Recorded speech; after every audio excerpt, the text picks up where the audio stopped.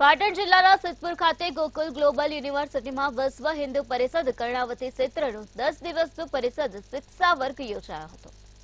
પ્રતિવર્ષ વિશ્વ હિન્દુ પરિષદના કાર્યકર્તાઓ પ્રશિક્ષણ માટે પરિષદ શિક્ષકનું આયોજન કરે છે, જેમાં કાર્યકર્તા શારીરિક, બૌદ્ધિક, માનસિક તેમજ આધ્યાત્મિક રીતે પ્રશિક્ષણ પ્રાપ્ત કરી હિન્દુ સમાજના કાર્ય માટે કટિબદ્ધ થતા હોય છે। તો 23 મેના રોજ ઉદ્ઘાટન સત્રથી પરિષદ શિક્ષા વર્ગનો પ્રારંભ કરવામાં આવ્યો હતો, જેમાં ગુજરાત ક્ષેત્રમાંથી અશોક રાવલ ઉપસ્થિત રહ્યા હતા। તો વિજય સોમજી મહારાજ મગરવાડાના આશીર્વચનથી વર્ગનો પ્રારંભ થયો હતો। સતત 10 દિવસ સુધીમાં 86 જેટલા કાર્યકર્તાઓનું પ્રશિક્ષણ કરવામાં આવ્યું હતું। પ્રશિક્ષણના અંતિમ દિવસે પરિષદ શિક્ષા વર્ગનું સમાપન સમારોહ ગુજરાત રાજ્યના કેબિનેટ મંત્રી બલવંતસિંહ રાજપૂત ઉપસ્થિત રહ્યા હતા, તેમજ કેન્દ્રીય સહમંત્રી વિશ્વ હિન્દુ પરિષદ શંકર ગાયકરજી મુખ્ય વક્તા તરીકે ઉપસ્થિત રહ્યા હતા।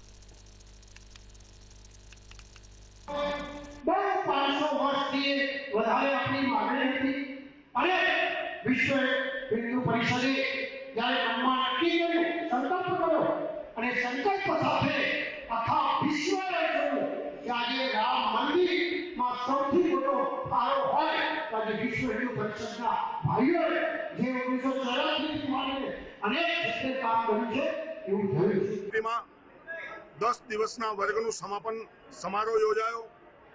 કુલ મળીને 86 કાર્યકર્તા ભાઈઓ બહેનોએ ગુજરાતભરમાંથી પ્રખંડ સ્તરથી પ્રાંત સ્તર સુધીના જવાબદાર કાર્યકર્તાઓએ પ્રશિક્ષિત થયા, સંકલ્પિત થયા। અહીં ગયા પછી એક કાર્યકર્તા 25 ગામની અંદર વિશ્વ હિન્દુ પરિષદનું કામ ઊભું કરવા માટેનો પ્રયત્ન કરશે અને આવા વર્ગોના આધાર ઉપર જ સુદૃઢ સંગઠન અને સમર્થ હિન્દુ સમાજ અને સમરસ ભારતનું નિર્માણ થઈ શકતું હોય છે।